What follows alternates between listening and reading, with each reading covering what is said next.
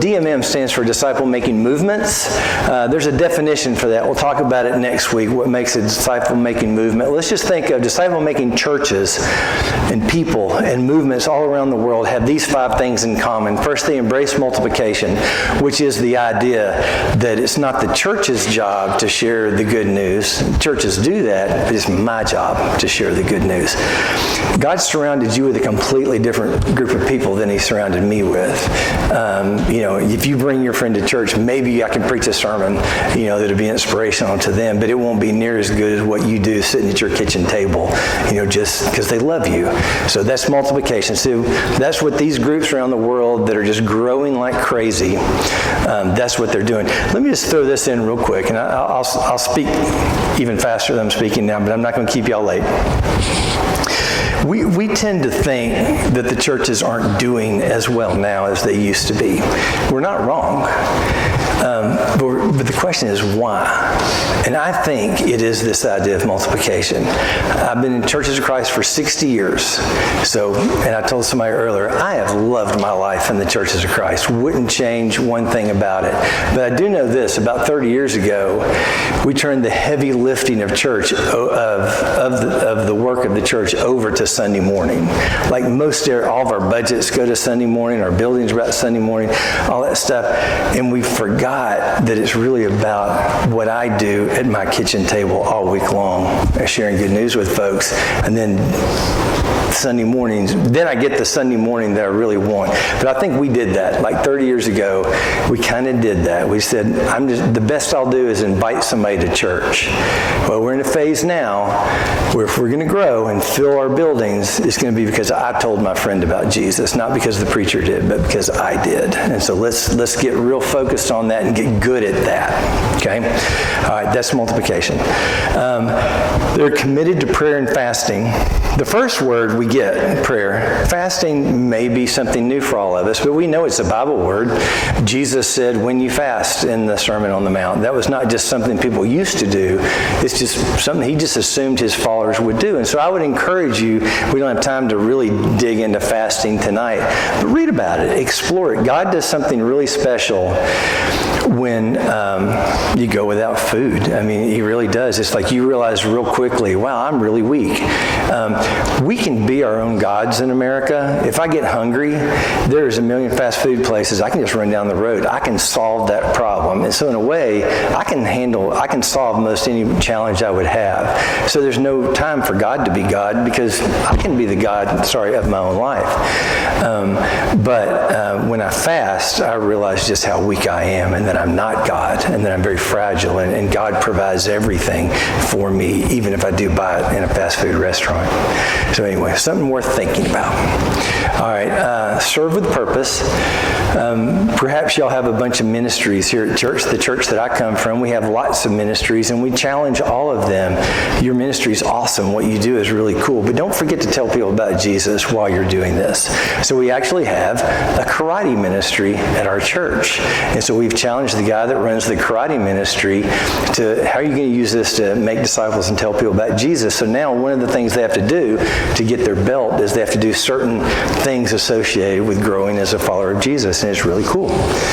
All right, discover persons of peace. I'm trying to think of the best way to explain this in the American context. We see it around the world in different ways. I'll do it this way.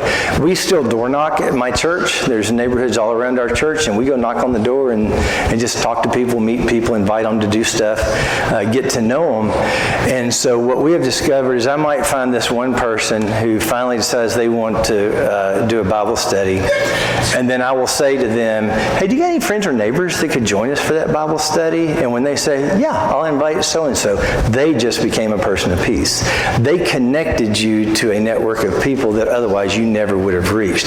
It's a biblical strategy. I mean, we see it in Luke 10. It is a biblical strategy that the followers, the original followers of Jesus used, and we know what happened in that first few hundred years of the church. I mean, it just turned the world upside down. Persons of peace. Establish groups that use reproducible tools. I don't know what you guys do with groups, but I will say this, that the groups that are growing around the world, the churches, the movements, they do capitalize on this idea that I can start a group right here on my street. I can be the beacon of light on the street that I live on by just being intentional about those relationships. I can be a beacon of light. And tools before the fourth week that we're going to be together on Wednesday night, we're going to go through a tool called Discovery Bible Study, which is a study anybody can use. And so by the time we end this, you will have a Bible study that you can do with anybody. And I do mean when I say anybody, we have fourth graders doing this study with other fourth graders. We have eighth graders doing this study with other eighth graders. And I will tell you, there is nothing cooler in the world than to look in your baptistry and see some eighth grade guy baptizing his best friend. That's exciting stuff to see. So we have to give ourselves tools where we're able to do that. And then the last one is just let it go. Let God do what he's going to do. I don't know what this will look like for you guys, but I know in our fellowship, we're well-meaning, but sometimes we hold things a little bit too tightly. I want to give you an example of what I mean by let groups and baptisms. Just let it go, let them multiply. I have a buddy, a very close friend, and it was a Friday at work, and he decided to drink some desk whiskey. All right, not a good idea for anybody, but especially not if you brought your 8-year-old daughter to work with you that day. All right, and you're working about 30 miles from where your house is. So he's leaving early that day, but he had spent some good time with his desk whiskey. And so now his daughter, who should be sitting in the back seat in the car seat, she's actually sitting in her front seat. Well, they also brought the family dog. And the family dog leans over the seat, licks him on the side of the face. He's a little uncoordinated. He goes to swat the dog away.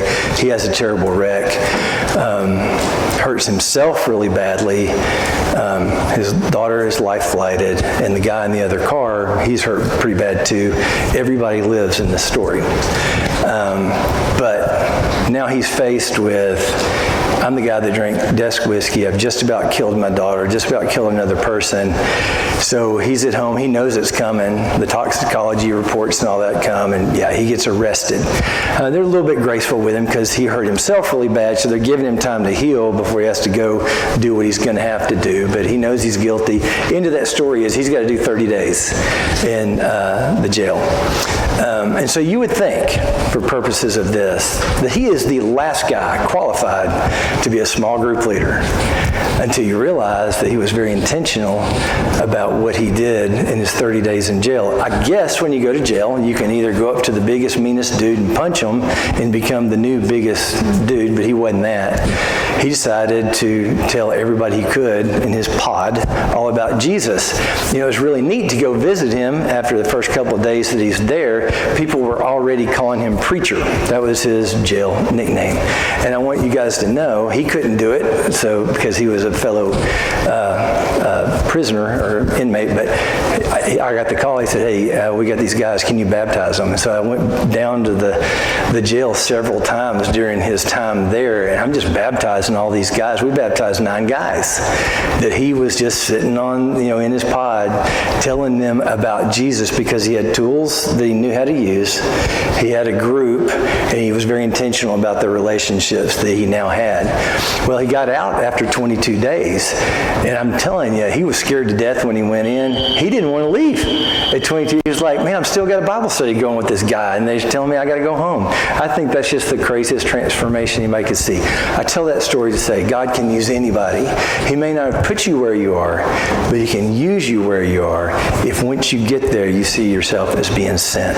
So guys, this is just the start, and we'll pick this up next week. We're going to talk about how to develop your story, your witness for Jesus. So thank you for your time. Appreciate y'all letting me be here.